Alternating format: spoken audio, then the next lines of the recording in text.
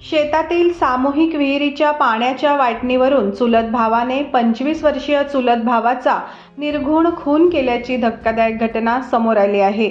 जालना तालुक्यातील मौजपुरी गावात घडलेल्या या घटनेने परिसरात एकच खळबळ उडाली आहे। याबाबत सविस्तर माहिती अशी की जालना तालुक्यातील मौजपुरी या गावात चुलत भावांमध्ये विहिरीच्या पाण्यावरून वाद होता। हा वाद गावकऱ्यांनी मध्यस्थी करून मिटवला। मात्र रात्री उशिरा बाहेरगावी राहत असलेल्या चुलत भावाने मौजपुरी येथे येऊन 3 भावांच्या मदतीने योगेश डोंगरे यास बेदम मारहाण करून त्याचा खून केला। या मारहाणीत योगेशची पत्नी शिल्पा ही गंभीर जखमी झाली।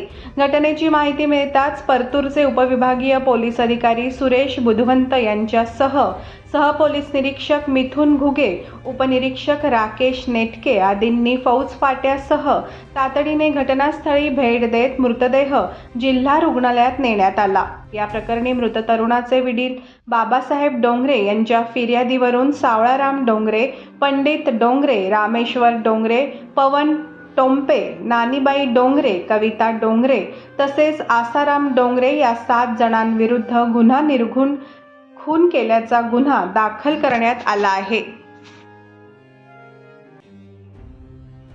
शारदीय नवरात्र उत्सवाला सुरुवात झाली असून या निमित्ताने विरारच्या प्रसिद्ध जीवदानी गडावर लाखो भाविक जीवदानी माता मंदिरात देवीच्या दर्शनासाठी येतात। मात्र जीवदानी देवीच्या दर्शनासाठी आलेल्या एका भाविकाचा हृदयविकाराच्या झटक्याने मृत्यू झाल्याची दुर्दैवी घटना घडली आहे। देवीदास भवरलाल माळी वय वर्ष 41 असं या घटनेत मृत्यू झालेल्या भाविकाचे नाव आहे।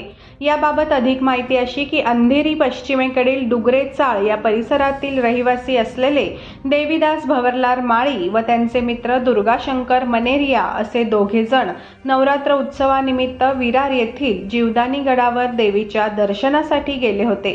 गडाच्या पायथ्याशी असलेल्या गणपती मंदिरात त्यांनी दर्शन घेतले। त्यानंतर रविवारी सायंकाळी 4:30च्या सुमारास जीवदानी गड पायऱ्यांच्या मार्गाने चढण्यास त्यांनी सुरुवात केली।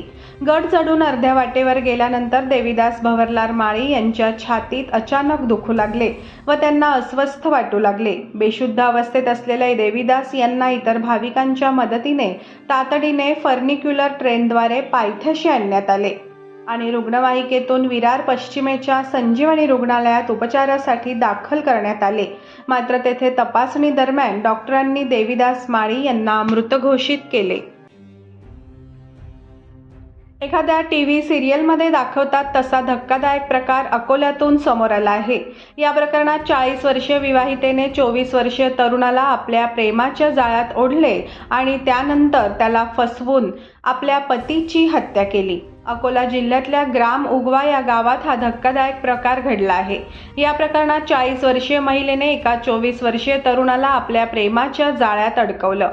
त्याच्याजवळ आपला सर्व सुखदुःख सांगताना आपलं दुःख त्याच्यासमोर असं ठेवलं की त्या तरुणाला समोर काय होईल याचा अंदाजही आला नाही। महिलेच्या प्रेमात बुडालेल्या या तरुणाला महिलेने हाताशी धरत त्याच्याच मदतीने आपल्या 50 वर्षीय पतीची हत्या केली। दरम्यान पतीच्या हत्येनंतर त्याचा मृतदेह उगवा शेत शिवारातील गवतामध्ये फेकून दिला। तब्बल 18 दिवसांनंतर हा मृतदेह समोर आला। अकोला पोलिसांनी 4 दिवसात या संपूर्ण घटनेचा उलगडा केला आहे। या हत्येप्रकरणी आरोपी पत्नीला आणि तिच्या प्रियकराला पोलिसांनी अटक केलेली आहे। सणासुदीच्या काळात सरकारकडून केंद्रीय कर्मचाऱ्यांना खुशखबर मिळाली आहे।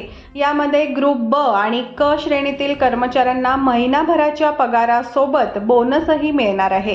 केंद्र सरकारने 2022-23 या वर्षासाठी गट ब अराजपत्रित अधिकारी आणि गट क कर्मचाऱ्यांसाठी दिवाळी बोनस जाहीर करण्यात आला आहे। यामध्ये पॅरामिलिटरी फोर्सचा देखील समावेश केला जाणार असून 7,000 रुपयांपर्यंत दिवाळी बोनस देण्यात येणार आहे।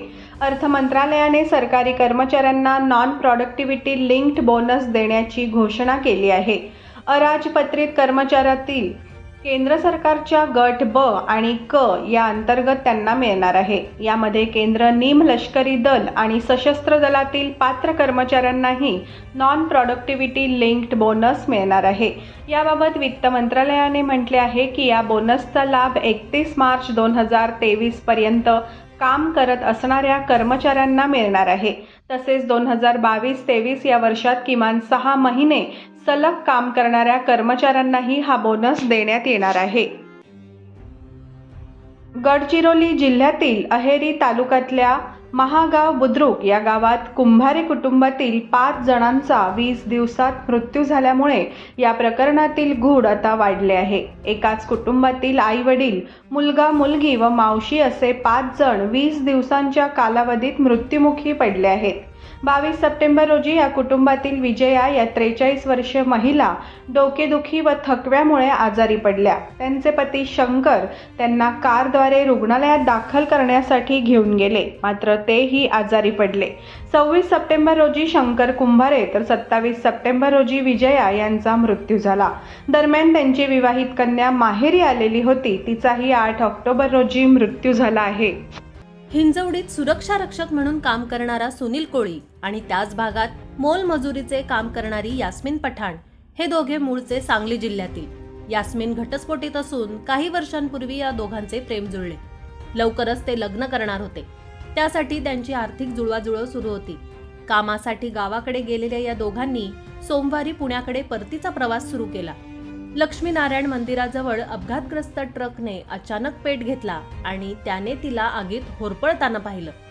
या दोघांची सहजीवनाची स्वप्ने बेचिराख झाली आणि ताटातूट झाली ती कायमचीच. मुंबई बेंगळूर राष्ट्रीय महामार्गावरील नरे येथील लक्ष्मीनारायण मंदिराजवळ झालेल्या अपघातात ट्रकला लागलेल्या आगीत केबिनमधील चौघांचा होरपळून मृत्यू झाल्याची घटना सोमवारी रात्री 9 वाजता घडली. या अपघातात यास्मिन सलमान पठाण वय 29, अमन सलमान पठाण वय 11, ट्रक चालक गोविंद जाधव वय 32, क्लीनर सोमनाथ निळे वय 42 यांचा होरपळून मृत्यू झाला. या प्रकरणी सुनील कोळी वय 27 याने सिंहगड रस्ता पोलीस ठाण्यात तक्रार दिली आहे. अपघातात सुनील आणि नाना. गुजरातच्या अहमदाबादमध्ये एक भयंकर घटना घडली आहे. 2 मित्र कारमध्ये बसले. प्रेमसंबंधामुळे त्यांच्यात खटके उडाले. वाद टोकाला गेला. त्यातून एकानं दुसऱ्याची हत्या केली. तळलेल्या अवस्थेतील मृतदेह घेऊन आरोपी तरुण पोलीस ठाण्यात पोहोचला. या घटनेमुळे एकच खळबळ उडाली. पोलिसांनी दिलेल्या माहितीनुसार 2 तरुणांमध्ये एका तरुणीवरून वाद झाला होता. याच वादातून त्यानं मित्राचा जीव घेतला. सोला पोलीस ठाण्यापासून खुनाचा तपास सुरू आहे. सोला पोलीस ठाण्याच्या हद्दीत राहणारा स्वप्नील प्रजापती आणि वेदांत एकमेकांचे मित्र होते. दोघे रात्री उशिरा चांदलोडी असलेल्या विश्वकर्मा पुलाजवळ एका कारमध्ये बसले होते. तेव्हा त्यांच्या प्रेमसंबंधावरून वाद झाला. काही वेळातच भांडण वाढत गेलं. त्यानंतर वेदांतनं धारदार शस्त्रांनी वार करून स्वप्नीलची हत्या केली. उल्हासनगर शहरातील विविध डान्स बारमध्ये बार गर्ल्स सप्लायर करणाऱ्या तरुणाचे दरमहा 1 लाख रुपये प्रोटेक्शन मनीसाठी अपहरण केल्याचं समोर आल्याने पोलीसही चक्रावून गेले. विशेष म्हणजे बार गर्ल सप्लायर तरुण हा सेवानिवृत्त पोलीस कर्मचाऱ्याचा मुलगा असल्याची चर्चा आहे. तो एका मित्रांसोबत पार्टनरशिपमध्ये बार गर्ल सप्लायरचा व्यवसाय करीत असल्याची खबर गुंडांच्या टोळीतील म्होरक्याला मिळताच त्याने 3 साथीदारांच्या मदतीने त्याचं अपहरण करून जंगलात नेऊन त्याला बेदम मारहाण केली. मात्र आपला जीव वाचवण्यासाठी गुंडांना 30,000 रुपये देऊन त्यांच्या तावडीतून सुटका केली. या प्रकरणी मध्यवर्ती पोलीस ठाण्यात अपहरणासह विविध कलमानुसार गुन्हा दाखल करताच पोलिसांनी एका गुंडाला अटक केली आहे. अजय बागुल असं अटक गुंडाचं नाव असून टोळीचा म्होरक्या देवा खेडेकर आणि कुणाल वशिटा, साहिल बेद हे तिघे फरार असून पोलीससह उल्हासनगर गुन्हे शाखेचं पथक त्यांचा शोध घेत आहे. सूत्रांकडून मिळालेल्या माहितीनुसार तक्रारदार दुर्गेश कैलास वारे हा उल्हासनगरच्या म्हारळ गावचा रहिवासी आहे. दुर्गेश हा डान्स बारमध्ये बारबालांचा पुरवठा त्याचा मित्र उत्तम याच्यासोबत पार्टनरशिपमध्ये करत आहे. तर टोळीचा म्होरक्या देवा हा विठ्ठलवाडी भागात राहत असून तो दुहेरी हत्याकांडाची शिक्षा भोगत असताना काही दिवसांपूर्वीच कारागृहातून बाहेर आला.